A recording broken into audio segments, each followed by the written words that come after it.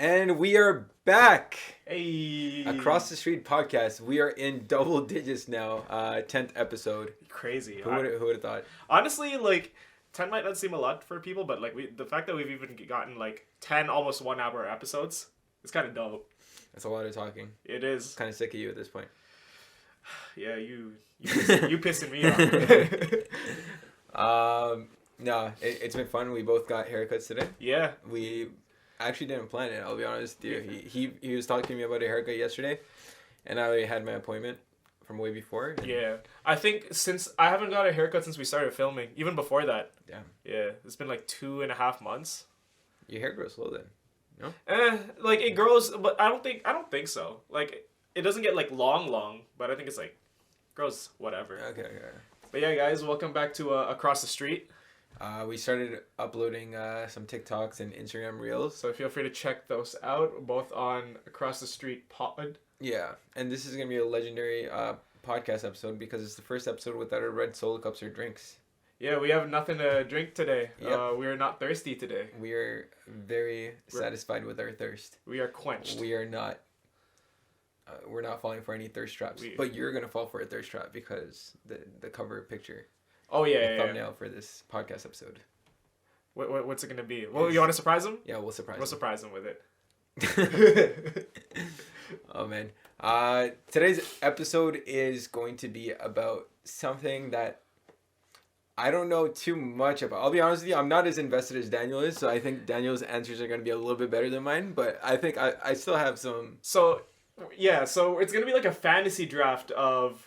I think we're going to try this out. This is definitely a test for it, but we're going to be drafting like lists for our top 10 movies and movies of all time. Yeah, all time. So we're not really doing it in themes right now because I think that's too in-depth about it, and it kind of our lists are going to be pretty subjective, not objectively the best movies of all time. It's going to be subjective, yeah. And also it's just the movies that we've watched too, right? Yeah. Because don't be like, "Oh, for me, for example, people are going to be like, oh, why isn't Pulp Fiction there? I've never watched Pulp Fiction. I've never watched Pulp Fiction either. That's like I thought it's movie. Like people say it's one of the greatest movies. Yeah. But I've never watched it. Exactly. And then we can't say anything because we haven't watched it, right? Yeah. So if it's not on the list, we either just don't think it's that good or it's just we haven't watched it. Yeah. But like we'd love to hear it in the comments what would be on your list. Put your top 10s. And also we since it's a draft mode, it's kind of like in a sports draft. So if one's off the board, they can't claim it. So if I take, let's say Nihaal wants to put like Norbit on there and I have it on my list, I can't put it on anymore. So the format of the draft is going to be one of us goes first and then one of us goes second, and then for the next round the second place person will go first and it'll flip every time. Yeah. For me, when you said your favorite movies or like the top 10, it's like I took it more as like the favorite side is in like what it meant to be in my childhood or whatever. So that's why there's a couple like pretty childish movies there, but no, don't worry, I got that too. Yeah. Like I have a lot of like animated movies and stuff from my childhood. I have some that like people think are pretty bad, or not pretty bad, but like something that definitely doesn't deserve to be like an all-time top 10 movie, but it is for me. Yeah. So, but I think we might end up stealing one of each other's. Maybe there's a chance. Like Wonder Woman. No, I'm just kidding. Wonder Woman, by the way, was probably the worst movie I've ever seen in my life. Really? I think so. I think for me, it was either Captain Marvel or Dune. Pretty much Captain Marvel or Wonder Woman, both of them. Both are pretty bad. We are not against women. Hey, I like Black Widow. Yeah. I actually like Black Widow. I actually didn't watch that movie yet. Yeah, okay. I think it's better than Captain Marvel and Wonder Woman. Okay. So, it's funnier. You heard that here? Yeah. Hold on, let me just take my wallet and keys out of my pocket. You got a fat wallet. I do. I have a dad wallet. If anyone could sponsor me a... What do you even store in there? Like, cards. Oh my god, what's in my wallet? What's in my wallet? Oh my god. Oh, no, I'm not showing my credit cards to the screen. What the heck? Yeah, no, I have like 4 credit cards and... Oh, my bad. Cards. Yeah. Baller. Yeah. My credit card limit's like 60,000. No, I'm joking. I wish. Yeah. You want to start off? Do you want to... I wish I had a coin. We could flip... Oh, no. We can flip on phone. Hey, Siri, flip a coin. Wait. I have to call heads or tails. What am I doing? Heads or tails? Heads. Hey, Siri, flip a coin. It's heads. All right. You're first. Let me pull out my chart. I'm gonna pick a movie, but I almost guaranteed I know it's not gonna be anyone's top one, like, first overall pick, as they'd say. But this is a first overall pick for me, and it's one of those movies that you just kind of have references to all the time. Like, you think about something, you're like, oh, this is that movie. And it's been a lot in my childhood too. And you can probably guess it with this. I'm gonna go 2004 Spider-Man with Tobey Maguire. That's the first one, right? As first. Honestly, that has a special place in my heart too. Okay. Yeah, no, it's just like looking back at it now, the CGI, the graphics and stuff, especially the scene where Green Goblin like blows up the wall. Like at the time you're like, oh my god, but now you're looking at it, that was such like bad CGI. I don't think for me, I think the CGI I could live with for its time. Yeah. But I think it's like looking back on it now that I'm older, there's some cringe moments in the acting for me. But it was a good movie. I still remember. I get what you mean because you remember how you feel as a kid watching exactly, it, right? Yeah. And then also the scene where like he tackles Sorry, this is spoilers, but at the same time, it's a 2004. If you haven't watched this movie, or if you're getting mad about spoilers from a 2001 movie, get over it. 2004. 2004. Was it 2004? It might be 2002. I'm so sorry. Actually, are you thinking because 2004 might have been the second or the third? The third one is one of my favorites as an adult because there's so many memes from that. It's 2002. Yeah, it's 2002. Yeah, you remember when he was walking down the street though and just pointing at everybody and dancing? That's 2007. Okay, that makes a lot more sense then. Yeah, 2007. That's when I was in grade 3. I remember that very clearly too. So all of them mean a lot, but I picked the first movie just because it was the most iconic in my opinion. Yeah. 2 scenes that I remember the most is definitely the lunch scene where he just kind of discovers his web power or whatever, and then obviously the upside down kiss scene. Like that's iconic. That's pretty iconic. That's an iconic scene. Yeah, they did it. How many times did they do that in the series? They did it in the third one as well when he did it with Gwen, right? Yeah. And then MJ got super pissed. Oh yeah. It was good times. Good times. Obviously like I love the new Spider-Man too. I'm not saying that Tom Holland is a bad Spider-Man. I love it. I think he has the box office record for the best, like No Way Home. I think that one has the most money, but this one just goes in my heart, man. For sure. 2002. One of the first movies I've ever watched. Okay, how about you? First pick. First pick for me. This one I never saw till I was maybe in university, but it's just for me the acting and the message that is it Shawshank Redemption? Yes. you gotta let me pick, man. What the heck? Number 1 is Shawshank Redemption. It's probably objectively my favorite movie of all time, and I think it's just a really fucking good movie. It's got I forget what his name was. Tim Robbins and Tim Robbins, Morgan Freeman's in it. I don't know who else was in it, but it's got a lot of good like characters in it. It's got a really great storyline. It's about a guy who what's it called? He gets framed for shooting his wife. Granted, he catches his wife cheating and he goes to prison, and it just shows his life in prison. How he basically becomes a god in prison by like doing all the guards' taxes and finances, and then when they fuck him over, he just ends up escaping and living in Mexico, which is crazy. But the way they just build his character, how it shows how solid of a guy he is while in prison, that everybody just comes into favor with him. It's such a good story. I think the reason I was so drawn to it in university was because I was looking for something where it's like a redemption story, you know? Oh, okay. It's definitely redemption's in the name, right?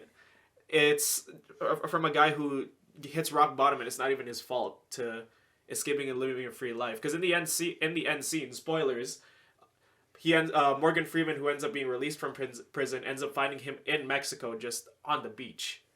Imagine escaping prison, nobody can find you, and you're just chilling on a beach in Mexico. Who's gonna go look for you in Mexico in the 1950s? That was such a sick scene. It was so sick. But he did have to crawl through the mud in that shit tunnel, the sewer tunnel, which was fucking gross.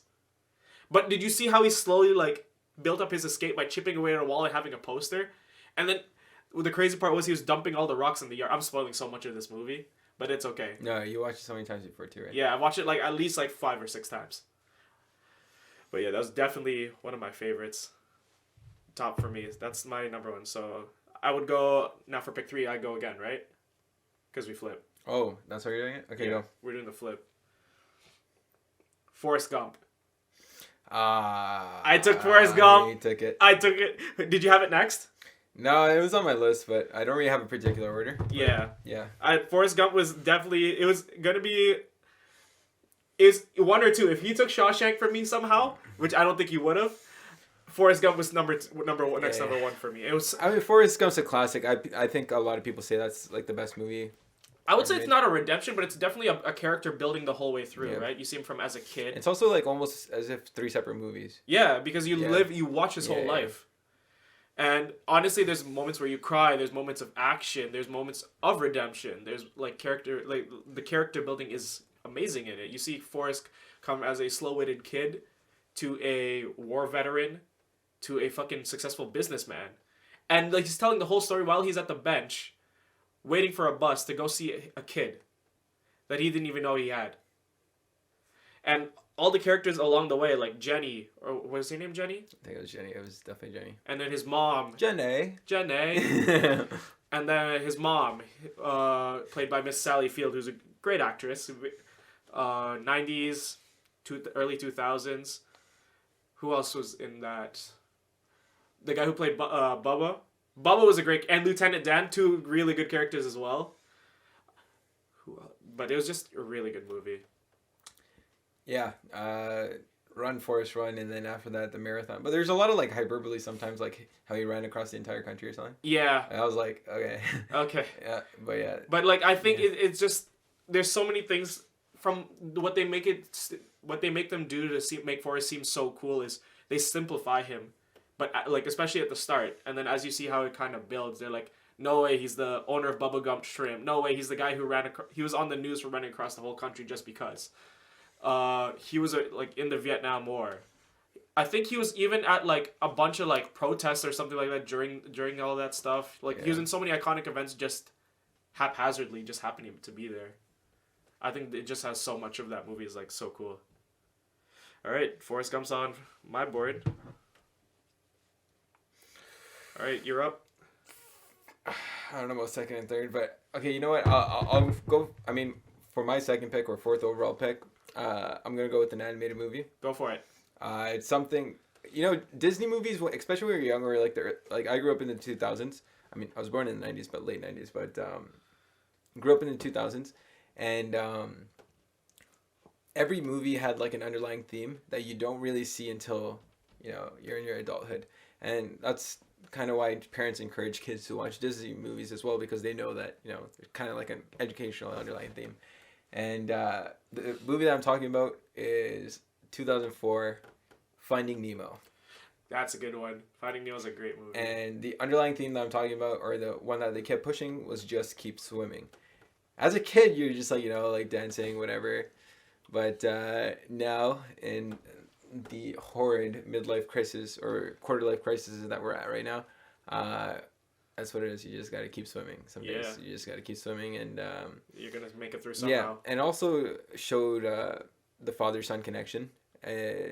Like sometimes, even like growing up and stuff, sometimes you feel like a distant connection with your father or like whoever in your family. And it just shows that, your father's just trying to do the best for you kind of thing, and you shouldn't neglect him, because if something like that does happen, Finding Nemo. Okay, if you didn't watch this movie, there's going to be spoilers throughout the whole thing, by the way. We're talking about our favorite movies. Exactly. We have to spoil. Yeah. But, how Nemo, it's Finding Nemo, so he gets lost, right? So, like, his dad pretty much traveled half the world for him, right? So, yeah. There's a lot of, like, underlying themes, and, yeah. It's got good side characters too. Dory's a great character. She ended up getting her own movie, right? Her own movie. I never watched it. You never watched it? I never watched the Dory movie. Yeah, the Dory. I watched it, but I can't remember. But no, Finding Nemo was on my VCR, and I kept putting out a repeat for like a long time. And yeah, it was just there's comedy in it. The fish are not food. Yeah. I don't know. There's a lot, but it's definitely a learning lesson, and it really did show like the father-son bonding, and yeah. One of the things I remember is, what is it, P. Sherman, 42 Wallaby Way. You remember that? That's crazy. That's the dentist, right? Yeah. That's when Dory tries to figure out how to read, and then she finds it. Yeah. And then the seagulls and everything. There's so much. I used to have a Nintendo Game Boy game for Nemo. Oh, really? There's literally like a game. Yeah. No way. I don't know if I still have it, but it's somewhere. Yeah. Probably somewhere around. Maybe. Yeah. All right. Do I pick again? Or is it? Yes. Yes, you do. Okay. Because now we're going back to regular format. I'm gonna throw a curveball in there. Ooh. Okay. It's not even an English movie, but you probably heard of it. 3 Idiots. You never heard of 3 Idiots before? I know the Three Stooges. Well, to my brown followers, 3 Idiots is like one of the most famous like Indian movies of all time, just because like obviously Slumdog Millionaire is number 1, and then after that is probably 3 Idiots. Yeah. I was gonna put Slumdog Millionaire in my list, but I haven't watched that movie in a while, so I can't remember. But the thing about 3 Idiots is it's a huge movie about just life in college and how we're getting pushed to learn, like memorize and all that stuff, but it's more so to enjoy life. Like it was kind of a premise of, oh, you should enjoy life more than just like study and then forget about what you're learning and all that stuff, and kind of enjoy what you do and the friendships on the way. And right. There's a lot of plot twists. There's like a love story in there. There's also a character attempting to commit off himself and stuff. Wow. And then there's like the final scene always makes me cry. Like there's so much, and it's a long movie too. I think it's almost 3 hours. But then again, every Indian movie is almost around 3 hours. But super solid movie. 3 Idiots would be my number 3 pick, and overall number 6 pick. Okay. Yeah, that's number 6. Wow. I'm gonna get subjective now here too. So as a lot of you know, I'm a huge fan of this movie series, and there's one movie in particular that like is probably my favorite of all time from this, and it is Star Wars Episode 3: Revenge of the Sith. I haven't watched any of Star Wars. Yeah, I grew up watching Star Wars as a kid, and I always found like the lightsaber battles like so cool. And I think Star Wars Episode 3 has some of the most iconic lightsaber battles. There's a lot of acrobatics, a lot of action in it. Some people are there. So one of the one of the battles is like the final battle between Obi-Wan and Anakin, the future Darth Vader. They literally fight on a lava planet on like hovering platforms, fighting over lava with their lightsabers while molten ash is like raining on them. And that fight scene I think extends for at least 10 minutes, which is crazy. And that's kind of where the fight scene where it leads to Darth Vader becoming a cyborg, basically. Like he loses both of his legs, one of his arms. He ends up burning on the side of like near a lava river. So that's why he covers in. That's what leads to him wearing that suit. But I think that movie is just so iconic for me because it showed me like what extent sci-fi could be. What like when you bring in like force powers, when you bring in lightsabers and blasters and space travel, hyperspace, all of that stuff was so cool to me. And then to bring like to this day one of my favorite movie characters of all time, Obi-Wan Kenobi, just to make him look like just the wisest motherfucker and the most like badass mother. This guy fought so many people and lived so many times. I think that's like I run out of words sometimes just for love for that movie. That's why it's number 3 for me. I can never put Star Wars number 1 because I don't think objectively they are going to be the best story-wise movie, but it's definitely some of the best sci-fi I've ever watched. Yeah, that's my number 3. Would you be interested in Star Wars Lego? I have a Lego set I haven't built yet at home. I have nowhere to put it. I don't have a shelf unit like this in my room. Your room's like double my size in my room. All right. I'm going again, right? Yeah. Ooh. I hope you don't have this one. I'm taking The Dark Knight off the board. I was thinking of that. Yeah, that's considered. A lot of people consider that top 3 or like best movie of all time as well. Yeah. Best. I think it's just such a good. Yeah. Go. You say it. I think from that it's just like you think about how good they cast Joker. Like rest in peace Heath Ledger, but you see the character development, how Batman is tested every time from losing Rachel to having to deal with Harvey Dent, somebody who's supposed to be on his side who turns into a villain and has to deal with that all at the same time. And all the unexpected enemies that he has to face in that, or just how everybody turns on him towards the end. He's literally taking the fall for Gotham for what Joker did. And that's where the Dark Knight comes from. He's the knight that saves Gotham, but he has to appear dark. He has to appear the bad guy for all of those transgressions.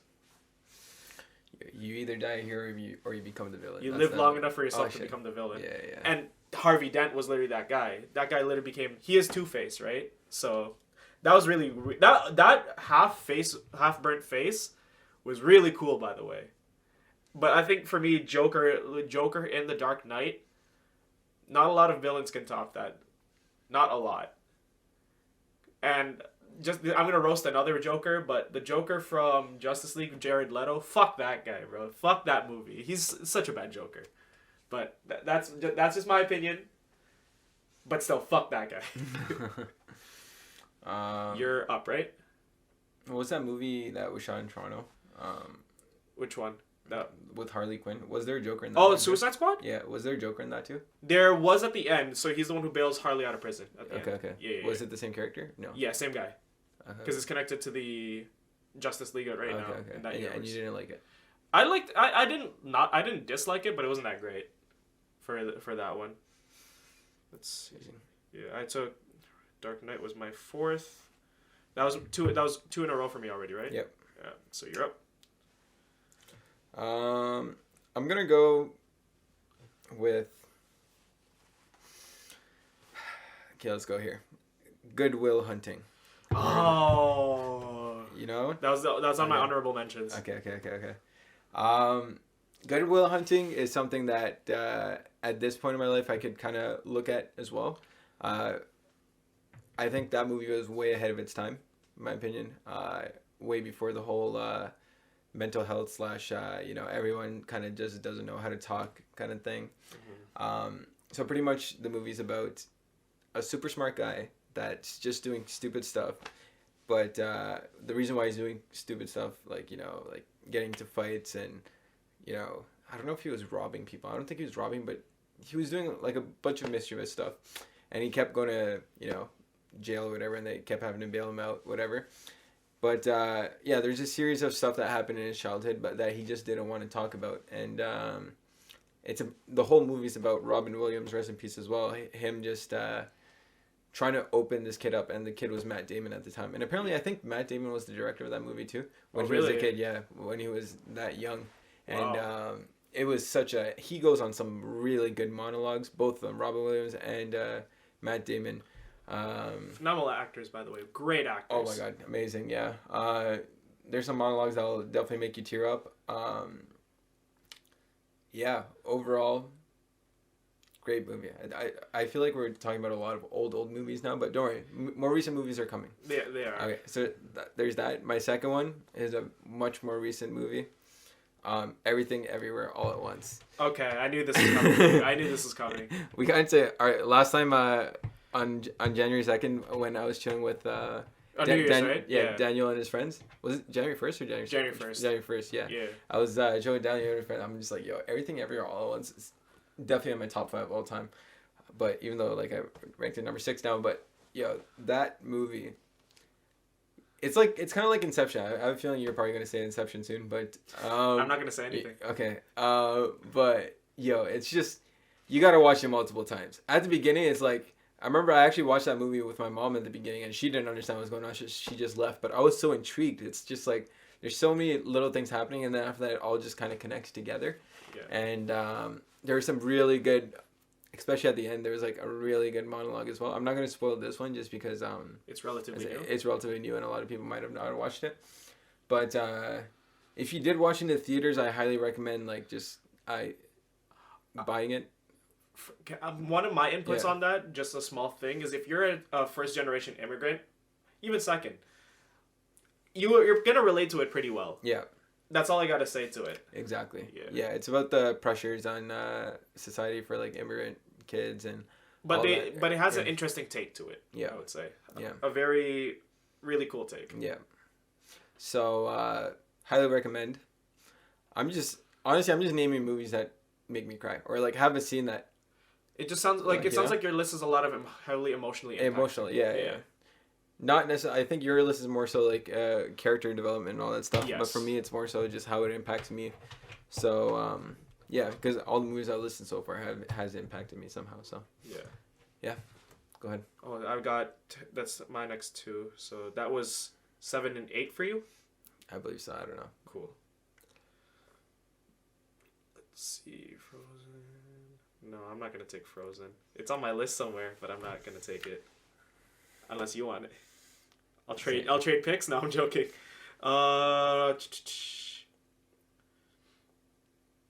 Have I said an animated movie yet? No. I feel like I should match an animated movie, but I don't have one that high. Oh.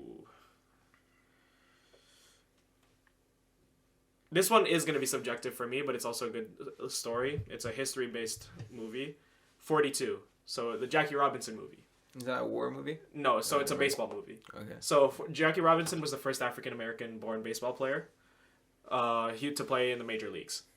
So the story of that is how I enjoy. He was played by Chadwick Boseman, so Black Panther. But the reason I really like this movie is, one, I love, as you've already can tell, and I'm sure they can tell, I love really good character development and really good driven storylines, and the fact that you just add a twist of baseball to it, so you see how good Jackie was, how fast he was, how well he could hit, but you also see what he had to face off the field, right, with a lot of racism, even his managers and teammates against him. And it shows a lot of like how big of an impact he had in changing the game. How his other like fellow like players like playing in the Negro leagues, that's what it was called in the day, because they separated like white players and black players. So that's, you see how they slowly came in after Jackie's influence, seeing how successful Jackie was, seeing how much he could deal with it, and how if nobody else did it, like, except for, like, had Jackie not done it, nobody would have done it. And then you also see how his teammates warm up to him and how they know he can be a force to help them win. It's just a really good movie overall. Like, you see points where Jackie wants to, like, cry and give up in the dugout, like how Chadwick plays it. And then the owner telling him, are you going to let this stop you, or are you going to prove that to everybody else that you're better than them? That you deserve to belong here. So I think that's where I really like that story. It's not even a redemption arc. It's a building my legacy arc. That sounds like something I want to watch. I haven't watched that movie before. It's really good. Highly recommend. I think, if anything, if you like a movie where it's like where you can not necessarily relate, but it's a story where you want to see somebody facing adversity and really overcoming it, that's a great one for you. Yeah. Okay. That's just my first pick, right? Yeah. So that's number 5 for me. That's my 5th pick. You're writing it down. I should start writing my picks down too then. I still don't have any animated ones.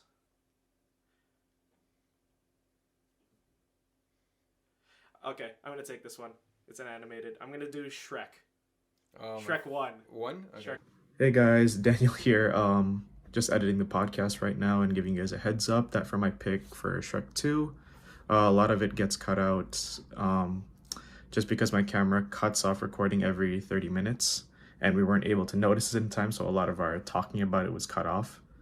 It's going to resume after the cut, and you're going to see me cussing off somebody, and it's not going to make too much sense because it got cut out, but hopefully like it doesn't take too much away from it. It's just for the one pick. Everything else kind of gets pretty good and everything flows really well through it. But just as a heads up here, if it just seems like a random jump, that's why. Thanks, guys. But yeah, fuck Lord Farquaad, bro. Like, I fucking hate Lord Farquaad. And his fairy godmother. Was that his actual mom? Fairy godmother was the second movie, wasn't it? Was it? No, Fairy Godmother wasn't. Wow, I'm getting my shit mixed up. But still, fuck Lord Farquaad. I loved the Gingerbread Man. Yeah, he was really funny. Who else? And then Pinocchio is a side character. Yeah. I was just gonna say, okay, how about we combine Shrek 1 and 2 together? Because it's a mixture. Okay, listen, this is why. I was gonna pick Shrek for my next pick. You can pick Shrek 2. I'll give you Shrek 2. I was gonna pick Shrek 2 for my next pick. Yeah. So 100%. I'll take Shrek 1. Okay. Fine. That's fine. Okay. I mean, I love how we're negotiating that. But I think what was my most favorite thing though from that was that the one where I'm trying to remember. That's the one where when he brought Fiona back to the swamp and they were making fart bubbles in the mud, right? Yeah. Yeah. Shrek 2, that was Shrek 2, right? Yeah. Shrek 2. Okay, so I'm getting that one. I'm getting that one almost confused. She also gets introduced to her parents. Right. That's a big thing. I think the one where I think for me, one of my favorite parts though was that threw me for a curveball as a kid was when she was hiding so hard to show Shrek that she'd become an ogre from the curse, and Shrek's just like, "Yo, she just got badder, you know? Like, she just got hotter." But I was just not expecting her to become an ogre. I was like, "Damn." Yeah. So I will take that as my 6th pick. 6th, yeah. So my 5th pick is gonna be Shrek 2. Man, I sound like a kid. All my picks are animated. Okay. Okay. Yeah, I'll just make it my 5th pick. So 5th pick is Shrek 2. The reason being is okay, by the way, I've pretty much memorized all of Shrek 2 because because I used to have, this is way back in the day when there's no like, we didn't have cable for a year or something, and we only had like the DVDs to play on repeat. Oh, really? This is when like my brother was a little kid too. Yeah. So we used to just watch Shrek 2, and the biggest thing about Shrek 2 is that the animation improved significantly. And Agreed. I remember watching like the director's cut, and after everything, I used to watch the director's cut as a kid because, you know, additional features on the DVDs. Do you remember those days? Yes. Like additional features, yeah.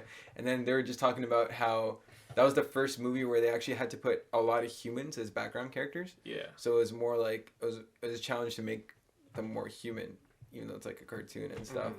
So animation was much better. Music was much better. Yes. There was a lot of, especially like the ending scenes. There was a Vida Loca. I don't know. Yeah, that one. Where Puss in Boots kind of like just. Was that when he was dancing? Yeah, at the end. Yeah. And then there was another song. I forgot the song's name, but when they're rushing to Fiona before clock strikes midnight, there's like a nice song and just the music and all that. Oh man. And it's just a story arc about like the whole confusion and the kind of the irony where the audience knows what's happening, but they don't know what's happening. And as a kid, like, well, that was amazing. Yeah. And then after that, I'm going to go another animated one for 5 and 6. Sixth one, Toy Story 3. Oh, I can't believe I forgot that one. The third one. First and second one, I mean, it's all right. It's tough. Third one, you just gotta keep in mind that both me and Daniel grew up with the Toy Story. So it's like, the third one was literally when our childhood was ending as well. Actually, we weren't going to college, but like, you know, like we were in like grade 7, 8 grade probably. Grade 7, yeah. Yeah, we're probably like grade 7, 8 at the time. Okay, so it's still like end of childhood, like end of toys, definitely. Yeah. And just watching that, and there was such an emotional attachment to that one, just because, you know, you start relating to your toys and stuff. But there was also a lot of other characters in that movie. I don't know if you remember. I vaguely remember it. I should have done more research, but there was like this bear. Fuck. Like a grumpy bear or something. And then when they're gonna go down to the fire, he was supposed to press the emergency button, but then he doesn't. So he's like a super fake friend. And then I don't know. I don't know if you guys can picture this. I don't know if you guys watched the movie, but a lot of life lessons were learned, and also just like the giving forward thing. Like you also give the toys to the next person. Because that's when Andy's going off to college, right? Yeah. And they made a whole other Toy Story 4 or 5 or something with something like that. Yeah. Did you watch the spin-off where the actual Buzz movie? I have not. I want to watch it. I think it would be pretty good. Okay, nice. Captain America voices him. Oh no way! I didn't know that. Which I think is pretty dope. Okay, so 5 and 6. That's yours. That was. I guess I'm just gonna use. The thing is, okay, guys, don't judge my list because like I just made the list, but it's so hard for me to determine which one's like top. Honestly, 10. I feel like we have to open ourselves up to that judgment though. I want to see how people think. I don't really care if y'all roast me for my fucking list. Like, I would love to hear what you guys think and what you guys think could go where instead. But like these are our lists, right? Yeah. This is what we kind of grew up with. Yeah, you go to next 2. I got my next 2. Oh, this is so tough. I'm gonna go Saving Private Ryan with my next one. Okay. Yeah.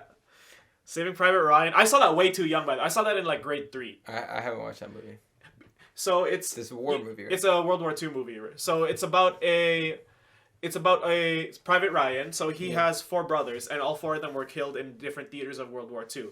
So in that time, it's called I think it was the sole survivor rule, because at one point, a mother lost all of her sons in World War I. So it's by rule that if all of your sons, if like all but one of your children die in combat, they have to send the other one home to continue the bloodline, basically. This mission is about a squad who lands on the beaches at D-Day, having to save that one guy. So they have to basically, it kind of shows their struggles and their fight all for that one guy. But also it shows when because Private Ryan himself doesn't appear till the last fight, like till maybe the last 40 minutes of the movie, I would say. And the thing is, it builds so much of like, these characters have all been through so much. This whole squad, they've lost people along the way, all for this one fucking guy. And then when they get to the one guy, he's already been fighting like really hard in like where he is. So, and he still wants to fight to save his men, to hold the line, because he has such a sense of patriotism, such a sense of, we have to win this war. And a lot more of that squad that got sent to find him dies, including Tom Hanks's character, like he's the main guy and the leader of the squad. And most of that squad dies. I think only 2 from the original squad end up living from that. But they held the line, and it just shows that even though you might be watch that in grade 3, bro. I watched that in grade 3, bro. It's gruesome. You see people's arms and limbs getting blown off. Yeah. But honestly, just I grew up in a not military family, but my dad was a soldier, right? I think I've said that before in a podcast, and that stuff has always like been cool to me, like learning about military stuff. So when it came to that movie, even then I wasn't necessarily grossed out by it. I don't think it necessarily even influenced me in a negative way. It just showed me like, it helped me kind of evolve my thought on war and thought on battles. It's like, as a kid, you just see guns and shooting, and that stuff's really cool with explosions. But as you grow up, it's like, damn, these people go through a lot to go through that. So it's a more newfound respect, right, as you get older. But yeah, and then one of my favorite scenes in that is even the opening scene. You just see an old guy running towards a tombstone, and he just kneels by it and starts crying. And then in the end, it's revealed that that guy running up to this tombstone is Private Ryan, and the tombstone is the captain's, who died saving his life, which is another like really emotional thing. And I think this is one of what made it good is this is one of the war movies that a lot of veterans said was really accurate. It was like it really described the terrors and horrors of war. So that's what made it really realistic there. It's not like, oh, like, why is everybody shooting these guns at a tank? You wouldn't do that. Or these people are just getting hit with bullets and it's just a blood splattering. No, bullets can tear a person apart. So that historical accuracy to it is really good too. That was my number 7, I believe. I'm too scared to watch movies like that. It's not for everybody, for sure. But it's okay. I mean, if you do watch it, like, I can warm up a baby bottle for you and tuck you in afterwards. I'm joking. I got my last one. Or not last one. This is my 8th pick, I believe. Oh, that's so... I have so many that I want to put up here. We'll mention honorable mentions at the end. For sure. We don't need to explain it, but just say the names. Yeah. I'm going to go A Quiet Place. And I don't know, have you seen it? Or do you know it? So it's about it's with Emily Blunt and John Krasinski. They're married. Power celebrity Pam. couple, by the way. I mean, not Pam. Pam and Jim, right? Yeah, Jim. No. Just Jim. Just Jim? Pam is not Emily Blunt. Oh no, she's not. I'm like, you know, but Emily Blunt is so fucking hot. I agree. She is hot. But yeah, I think for you, if you were to watch this movie, it would be weird for you to see Jim as that guy. But it's a post-apocalyptic movie, so it's about aliens. Some kind of aliens or creatures have invaded Earth and like killed off most of the population, and they're attracted to noise. So for the most of the movie, they don't even talk. So it's a lot about hand signals, but it just shows their struggles through that. It shows them raising a family.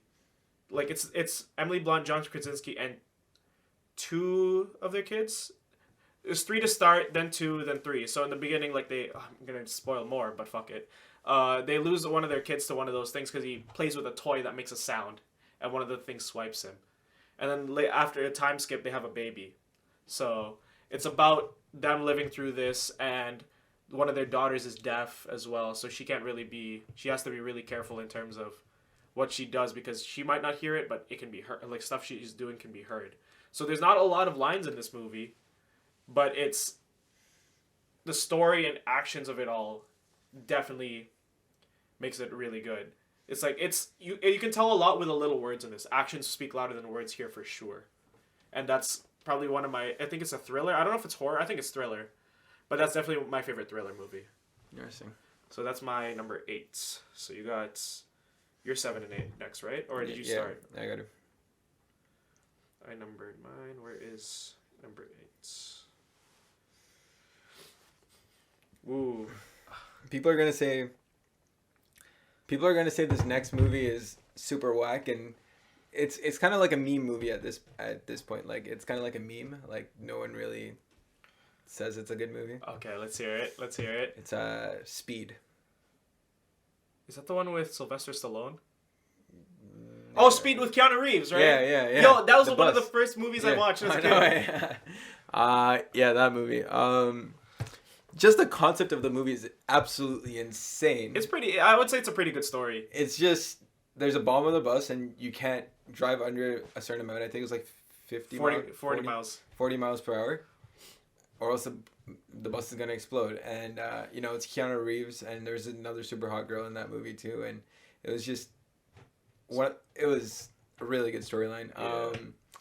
The best part of that movie, why I liked it so much, is how it kept me on the edge of my seat the entire movie. Yeah. I watched this when I was much younger, by the way, probably like grade 7, grade 8. Bro, I watched it when I was in like grade 1. Yeah, like maybe I watched it once then too.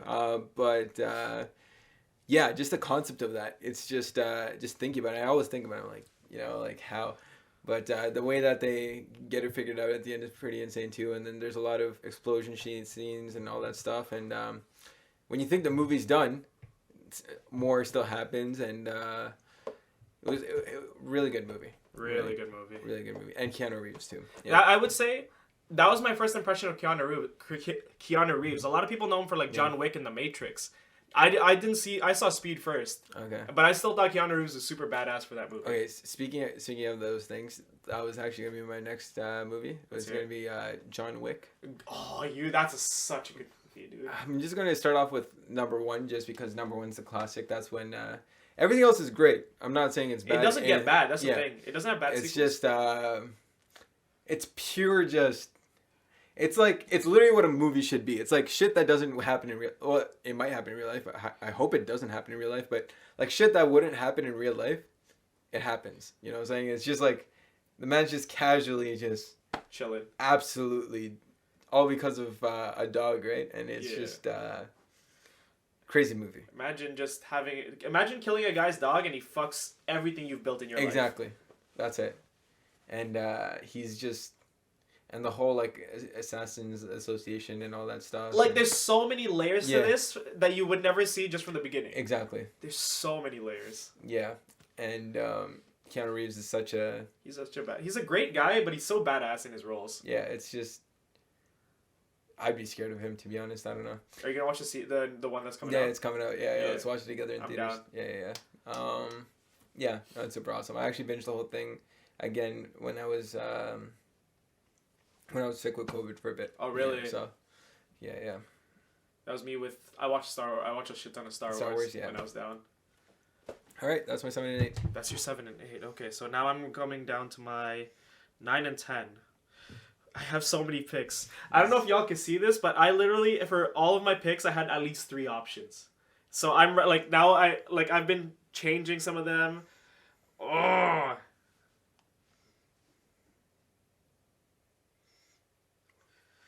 I'm going to take Parasite. I've never watched that movie, but I heard it's fucked up. It's fucked up, but it's so good. It's a Korean movie, too. A lot of people didn't... this kind of came out of nowhere for people, but it was, such a good storyline of a movie. It's a lot of character development in the most negative of ways. But it's so good. So, it literally just shows how... Eat the rich. Eat the rich, literally. These guys are literally just the scums of... they're poor people, and they're scums, but they finesse their way into living a great lifestyle, into blending in with these people and getting jobs and showing how bullshit can help you make it. It's fucking crazy. And then the ending is super fucked up as well. And it just shows this family, it also shows how if you do things in a dishonest way, it can just end up fucking you over so hard because that shit piles up, right? So once they find out that everything that you've done is built on lies, you're done. You're absolutely done, which was crazy. I think that's my number 9. It should be higher on my list objectively for movies, but like, there's just stuff that I like more. Number 9, my last one. Ugh. I don't know.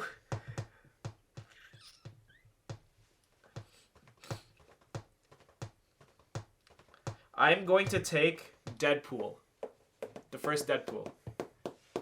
And wow, you seem a little salty. No, it was really good. No, yeah. I didn't even think about it. That was a really good movie. So Deadpool, to me, I was so excited for it because there's that one time where they sent I remember they put a trailer out and then they had to halt Deadpool, but because Ryan Reynolds, they just did a test like footage on YouTube, and then we heard nothing about it for like another 2 years or something like that. And then when it finally came out, it was everything that we could have imagined. It was comedy with action. It was like Marvel, but kind of Harold and Kumar, by the way. It's so funny, it's so vulgar, but it's so actiony, and he's kind of like, he's still somehow a hero. Like Deadpool's like, I think before that he was like an assassin or something like that, right? Or he's like a hired hit guy or something. And he has swagger to him. He's got comedy to him. He finds love in it, but like gets fucked over. He is unkillable, which is crazy to me. And in the final fight too, he just somehow manages to make everything funny. I don't think I could I don't think I know a movie like that's just that comedic, but that's solid all the way through. You know, like I don't know if you ever watch comedy movies, like some of them are like hilarious, but the story's kind of whatever, or the characters are kind of whatever. Deadpool's literally built up through that whole movie in terms of character wise, and the story's solid too. Yeah, and I remember I have a funny story about that. So I don't know if y'all can do this now, but this is when I went to school back at Ryerson, and back in the day, like I don't know if they still do this now, but their lectures are held in the theaters. So one time, I literally snuck into the theater to watch it right after class and just watched it for free. I'm paying thousands of dollars for my tuition. I'm gonna watch one movie. Facts. I think that's the only time I've ever done it too, just to watch Deadpool. That's how much I wanted to watch it. That's how excited I was. Good times. What's my number 10? That's my number 9, right? I'm surprised not many Marvel movies are there. The only Marvel movie I said was Spider-Man. It wasn't even Marvel at the time. I think it was like Sony. Yeah, no, it is Marvel, but it's like picture with Sony. Yeah, Sony did Spider-Man, but Disney did the new Spider-Man cinematics. Yeah. The cinematic universe. I have so many here, dude. There's so many good movies to pick from. Honorable mentions at the end, don't worry. Yeah. No, but like I just want to pick the right one, you know? I'm going to take I Am Legend at number 10 with Will Smith. It's the one with the dog? It's the one with the dog in the zombie apocalypse. I just think that Will Smith, it's not even character building because the character is established right from the beginning, but it's how he carries himself throughout the movie. And like, I love a good zombie movie. I love zombies. I don't think they're really portrayed that well, except for like stuff like The Walking Dead. Like World War Z is kind of whatever. What was that one where it's like, it's a zombie love story? It was super garbage. No idea. But yeah, I think this is one of the, like, I don't think it's the greatest in terms of portraying zombies, because these zombies literally become fucking superhuman, but just mindless. Like, they're fucking ripped. Like, it's like a disease that took over the world, and then these zombies are just, like, fucking straight demons. Yeah. But it's crazy. He has to survive in New York City alone. He lost his family on the day of, like, it outbreaking, like, worldwide. And all he has left of that family is a dog. And it shows his mental struggles of being alone, not finding any survivors for like years and years, and you see New York City falling apart. Or I don't know if it's Philly or New York City, but it's crazy. And I don't know, it's just it literally just shows him breaking down until he has a reason to live again, which is, I think, really dope. So that's my last one, my number 10. I can't believe we don't have more Marvel movies. Yeah, so I'll take it for you. Number 9, Infinity War. Yeah, that was on my list. I just couldn't. I mean, it's pretty self-explanatory. Like, that's probably... I think that's peak Marvel. It's peak Marvel, and also some of the most ambitious... Like, they're combining everything, and it worked well, and everyone liked it. Like, how much of a risk is it for... Like, it has to be a good movie. It has to be. They're paying so much money to the characters, like, everything, all the plots have to align. CGI is expensive. The CGI, everything, the music, everything. And it was just so nice. It's so crazy how the Marvel universe just, you know, came together like that. And it's a huge investment for them too, because now people are gonna watch every storyline for every character in there. Right? Yeah. Like a lot of characters I didn't even know existed, and then you kind of just watch those things. Like for casual fans like me. Yeah, for sure. I think. Yeah, go ahead. I think it was, to speak on that, is just Infinity War. It was one of the things that got me started on looking more into the comic book lines of stuff, because obviously it's a separate thing, but just learning a bit more about like stuff I didn't know about Captain America, or even the Winter Soldier, what's it called, or like Black Widow that I didn't know about, because even then I played some games too. Yeah, so exactly, that's what I'm saying. Yeah, so cool. Last one I gotta go with Blind Side. That's a good movie. I like that movie. It was either gonna be Blindside or Remember the Titans, but I don't know. They're both like kind of the same storyline about just like a little bit of racism. And have you watched Remember the Titans? I have not watched Remember the Titans. It's the football one. It's just like Remember the Titans was a super like racial segregated when football players come together. It was back in the 70s, so the first, I think it was, I might be completely wrong. I haven't watched the movie in a while, but yeah, when white people and black people finally came to a school together, and then the struggles of just being brothers and stuff, and then by the end of the movie, they're all brothers, and actually one of the characters get into a very severe car accident right before like a final football game, and then just everyone coming together and all that, and it still gives me goosebumps thinking about that scene. But sorry, that wasn't even the movie that I'm talking about. I'm talking about Blindside. Blindside was an amazing movie. Blindside's a great movie. I'm trying to refresh myself, remembering. Can you help me out here? So, do you want me to do a summary of it? Yeah. So it starts with about a guy, Michael, who lives in a low cost housing in a very poor area of a city. So how do the guys find her? She literally finds him at the side of a road. Yeah. I think he's just. I forget it. I even forget it, but she literally just finds him at the side of the road. Like, I think he's either getting caught with the wrong crowd or doing laundry on his own or something like that. It was laundry or something. Yeah. And she decides to take him in like without even saying anything. But then, what I like about that movie too, obviously, it's the whole like like a poor kid getting his grades up and just like being adopted and all that stuff. That was cool, right? But what's interesting was towards the end of the movie, they had a very small plot about them saying, "Yo, did you adopt this kid just because he's black and big, and you wanted, and you guys are also sponsoring a lot of money towards the local college football team? So is it just to make your college football team better and stuff like that, or are people going to start doing that, or it's just like, are you going to start adopting kids purely just to play football kind of thing?" Right? And people with money can do that technically, right? So I don't remember how that plot plays out, but I remember that question was brought up. I think I remember because like it was brought up because I think she was at a dinner, like the mom who adopted him was at like a dinner with all the other people in that foundation, and they started talking shit about it, and I think she just quit on the spot because they were talking shit. Yeah, exactly that one. Yeah. Yeah. Yeah, so she just left the dinner as well. Yeah, stuff like that.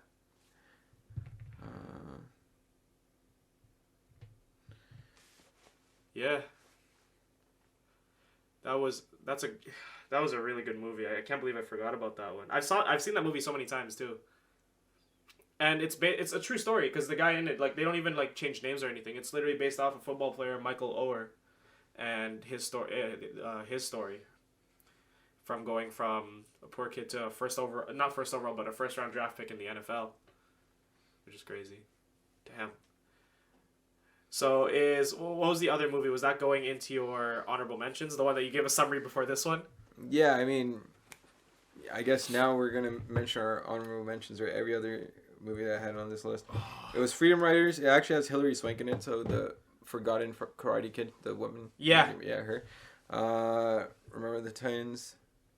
Hotel Rwanda. Okay, I've heard of that one. I haven't watched it though. Titanic. Titanic's a classic. I'm surprised we didn't say that.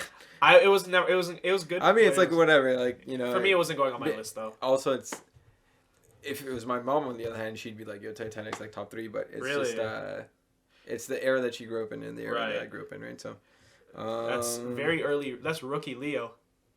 That's rookie Leonardo DiCaprio. Yeah, exactly. Yeah. What else I have? Surprisingly, Cat in the Hat. Oh, the first ever Cat in the Hat. That scared me as a kid. The thing. Because Thing 1 and Thing 2 scared the shit out of me. It was such a colorful pop. Like everything was so colorful, and also the little set that they made of the whole town, and just like like they really made it like a Dr. Seuss book. And obviously it wasn't really, it was targeting kids, but at the same time it was also targeting like the parents a little bit too. There's a lot of scenes that were questionable, and just funny scenes. And that was also something I had on VCR as a kid, so I used to watch really? it. Yeah. Okay, go. Honorable mention. I got a shit ton. I got Iron Man as an honorable mention for me. Of course. The first one, that was great. I just remember watching that like first time. I remember my mom giving me a choice. You either watch Fantastic Four, Riders of the Silver Surfer. I think it was that, or Iron Man. And I wanted to watch Fantastic Four, and she's like, "No, trust me, watch Iron Man." And honestly, I'm so glad we watched Iron Man because that shit was so badass.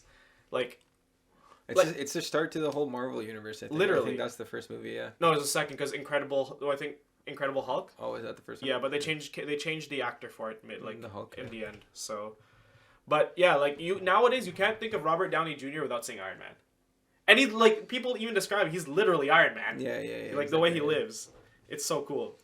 What else did I have here? I had Karate Kid as an honorable mention, the first one. I was thinking of that, but I don't know. Karate Kid, like, it's kind of cringe though too. No, if we grew up, yeah, it was sick at the time, but now it's. I watch it and I'm like, yo, it's still cool. It's cool in the 80s when it was just there's nothing else. You have to watch it with its time. That's what I think that you have to watch it with that mindset of this is not my time. Yeah. On the other hand, Cobra Kai, the show, after it's so much better than the movies in my opinion. Really? Cobra Kai is the best. If we're doing top 5 shows or whatever, I'd probably put Cobra Kai pretty You're up gonna there. put that up there? That'll be dope. Sorry, I just want to put one honorable mention too. The Lovesick. I don't know if you heard it. I've heard of it. I haven't. Kumail Nanjiani's in it. Yeah, that was a really good movie as well. Okay, go. Avatar, the first Avatar. I never watched any of the Avatars. Oh really? That's why. I was. Okay. That would have been number 1 for like a lot of people. It would have been like. It's a really good movie. It was so ahead of its time with like its animations and CGI, and the acting wasn't bad either in the plot line. I thought it was pretty good too. But it's just something you've never seen before in that, right? Yeah. So much production went into that, and it took them fucking how many years to make a sequel, which I think is funny. I'll put 2 more because I have a long list. Logan, I wanted to put Logan up really bad for Wolverine. Logan. Logan. So it's literally Hugh Jackman's last performance as Wolverine. Okay. But it's literally what happened was, it's post X-Men where a virus wipes out almost all of the mutants and the rest surviving are being hunted down, and it's him watching over Professor X, Charles Xavier, as he's slowly going into dementia. And when you're a psychic going into dementia, you can fuck things up really badly.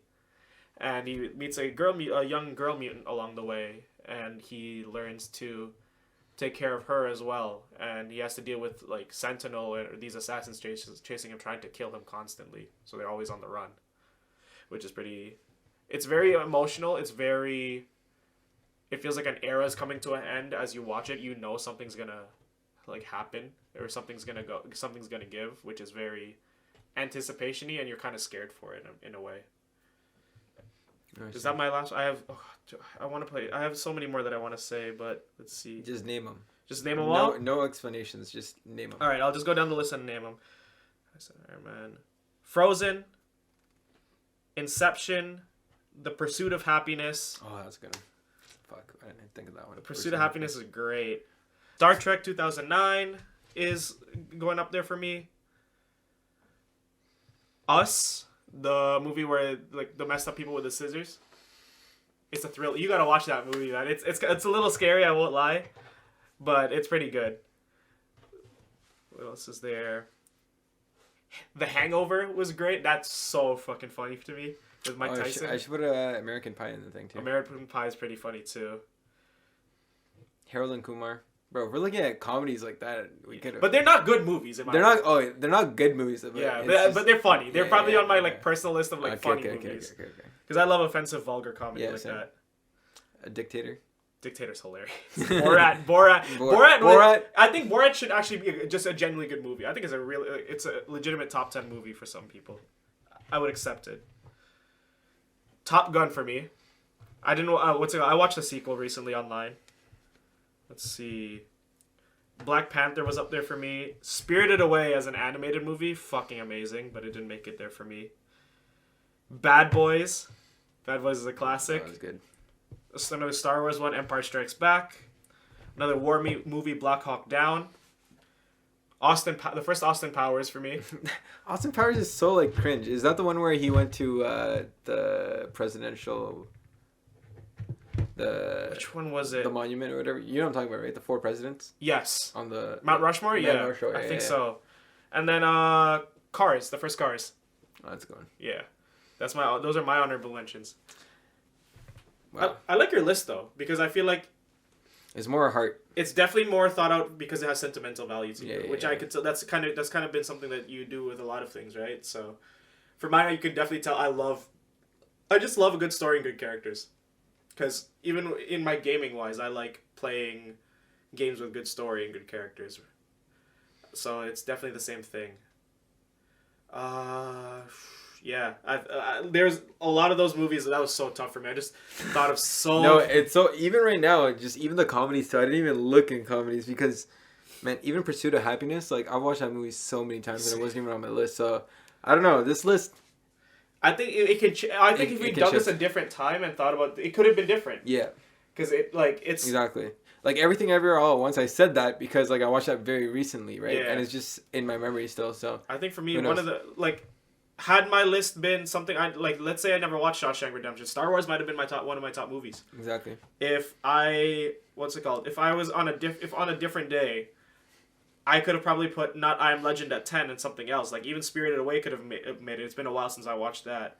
I might have even made Blind Side to my honorable mentions. There's so many things I missed.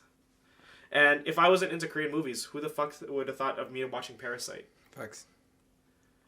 But yeah, I think there's a lot of movies that we missed that are critically acclaimed, but which are objectively good movies. There's a reason they win awards, right? So, but they might just not be movies that we thought were that good. Like there was those independent films that some famous movie stars will do that are always at the film festivals. There's one where it's Nicolas Cage, and it's a movie about him and a pig. It's a serious, dramatic movie, and I just could not stop laughing because it's so fucking weird. And the funniest line from it is, "No, I didn't fuck my pig." Oh yeah, I heard about that one. Yeah, it's so funny because it's supposed to be serious. Yeah. But yeah. Interesting. Hopefully you guys did not judge us too much. Oh my god. I can't wait to hear the comments. People are going to be cringing every time. Like, oh, why didn't they have this or that? Like, why isn't the Prestige on there? Blah, blah, blah. Okay, I'll be honest with you. Number 1 movie of all time, Harold and Kumar. Because you're seeing Kumar and Harold right now. So Shane's going to fight you for that, right? Yeah, Harold and Kumar is really funny. I watched that way too young. White Castle? Oh my god. White Castle was the best one. White Castle, or I think Guantanamo Bay was even funnier. Actually, never mind. Guantanamo Bay was even funnier. But it's pure stupidity. That is not for like... I watched that while I was still in grade school. And my mom was so mad that my dad let me watch it. But my dad was just laughing, and my mom was like, "Yo, you can't look for certain scenes, even if it's funny. You can't look because this stuff a kid shouldn't be watching." My dad's like, he'll be fine. But my mom still would not let me watch it. I watched it again when I was older, and it was even better watching it as an adult. That's so funny. Because there's stuff I didn't understand. Yeah. Yo, you remember in the White Castle one when was it White Castle when they ended up at the university, or was it Guantanamo Bay? Dude, I can't remember. I watched it like first year, second year. It's been a while. Yeah, because it was the one where they were in between the stalls of 2 girls. And they were playing battle shit, and they were just shitting super loud. Oh, yeah, and then there's a girl in there. Yeah, it was so funny. Oh, man. I love vulgar comedy like that, man. Yeah. That's it. Yeah, I think that was really fun though, because it shows us like where we look at for movies and what we really like to watch. I think if all goes well in this, we could do a few more, right? Like I think. The music one would be hella dope, but I think music's gonna be even harder because there's way more songs than there are movies. Because we could do a lot of singles, but there might be stuff. No, we gotta go more genres because the thing is like when we did top 10, it's just like animated this that. Yeah.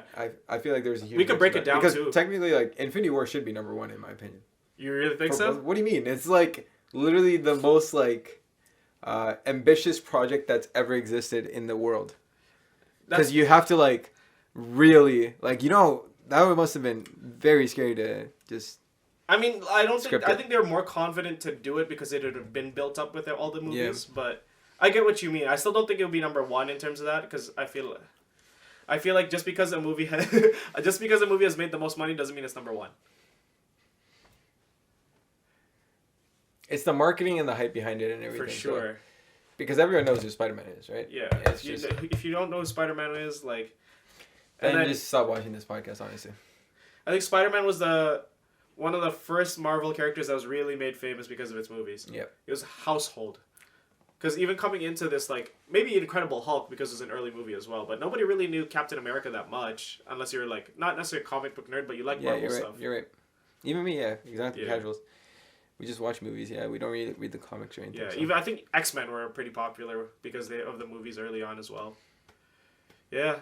I like these drafts though. It's a really interesting take on like our opinions. I do think we should make one where it's like we definitely might steal stuff from each other because I think we only stole one or two off of each other. I think it would be fun. It's too generic. That's why. Yeah, I think if we were to do like, we could probably think of a few topics for it. Literally, just be like top. We could do top 10 songs of like last year or something like 2022. Yeah. Then we're gonna start stealing stuff because it's such a smaller. It is. Thing, right? Maybe not because I think we also have very different song genres that we're into. Okay, you're gonna put like some K-pop bullshit. K-pop's not bullshit, man. It's not bullshit. I'm sorry. I love it. Shout out Blackpink. Yeah, sure. It's not my favorite. It's not my favorite group, but yeah, shout out Blackpink. See, I know what Blackpink is. Jisoo, if you're looking for a husband. That's the one that's like drop some money. That's Lisa. Oh, never mind. That's not Blackpink. That is, Lisa's Blackpink. Part of it. Okay. Because they all have solos. Oh, I'm nerding out right now. But... I didn't even know that it was a band. I thought it was one girl. No, Blackpink is 4 girls. Oh, interesting. I didn't know that. Yeah. Cool. Yeah, but I think we should. You know what I think would get really competitive? Basketball for us, but I think I think NBA that's players. Yeah, I think that's also like. Say it right now, LeBron, Jordan. Jordan, what? I say LeBron. Why do you say? Oh, okay. Well, let's save this topic for another time. But like, we could definitely get into this. Yeah. All right. I don't know why this guy's saying Jordan, even though he's born in '97, but I don't know. Hey, I never. Just because I didn't watch much of Jordan doesn't mean I can't deny what winning numbers are. It's not about winning numbers. Like okay. It's. No. No. Let's hear this bullshit. What do you mean? 6 rings, more MVPs. Yeah, more Finals MVPs. Yeah, but how about scoring titles? Defensive Player of the Year. Different eras, man. Different times. He's just what LeBron's doing right now at 38 or however 39. I don't know how old he is now. 39. Oh my God, he's 39.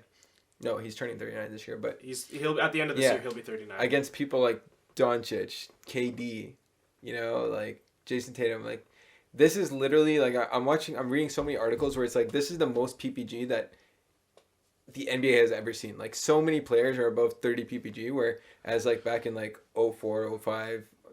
But doesn't that make it even argue the case for Jordan even more? What? That it was harder to score 30 points. It was easier to score 30 points. But how is it easier to score 30 points a game back then when less people were doing it? Okay, wait. I'll revisit this topic. Let me just. All right, but yeah, once again we appreciate you guys for listening. Don't forget to like and subscribe. Listen to us on Google Podcasts and Spotify. Give us a follow there too. Hit the notification bell so you can get an update every time we upload. I think at the time of filming this, we have one coming out on the next week. All right, you getting a little kinky there with Spider-Man. But we really appreciate the support that you guys have been giving us. Love the comments. You really love that Spider-Man. But we appreciate all the support that we've been getting. Check us out on Instagram. We're starting to put up reels there and on TikTok at Across the Street Pod. And I'll put it down right here. And it'll be in the description below for you guys as well. Once again, we appreciate the support. We love you guys. Thank you for watching. Thank you. We will continue. This is our 10th episode, but we're going to go 20, 30, 40. We're going to have seasons of it. Even if we only have 34 subscribers still by 100 episodes, we'll still keep recording. We love doing this. We just love talking about shit. Hell yeah. We have so much to talk about that we just... All the time. Yeah. Like, we are literally ending off this debating something. Yeah. That's it, man. Oh my God, that's going to be a good episode. We got to bring another NBA stan. And just, like, absolutely kill each other. I'm down to have an argument about something. I think I'm down to have an argument though, where it gets heated about an emotional topic. I'm down to do that. That would be really cool because if you really feel strongly because of either an emotional or PTSD experience, I would be so down to argue that out. Let's do it. All right. Till next time. Later, guys. Thank you so much. Peace.